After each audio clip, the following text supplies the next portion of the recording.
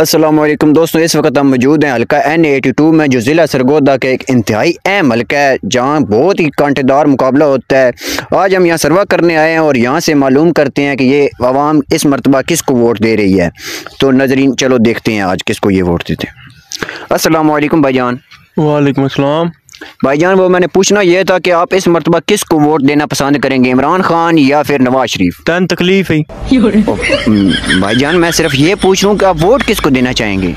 میری مرضی، میں جان مرضی ووٹ دے، تین تنگی ہے کام میں یار یہ بھائی تو کچھ سن ہی نہیں رہے، میں پوچھتا ہوں کیوں، وہ بتاتے کہ بھائی جان مجھے صرف یہ بتا دیں کہ آپ ووٹ کس کو دیں گے، عمران خان یا نواز شریف؟ ووٹ کیا دینا بھائی دینا تو آپ نے، میں صرف ووٹ میں دینا نا جی بھائی، تین کوئی مسئلہ تو نہیں بھائی جان میری مرضی ہوئی میں دے سکتا یار میں نہیں، تو میرے گھر کو دانے گلدا یہودا باندھ دے یار یار میں صرف یہ میں اور میری عوام صرف یہ جاننا چاہتی ہے کہ آپ ووٹ دیں گے کس کو، صرف یہ بتا دیں۔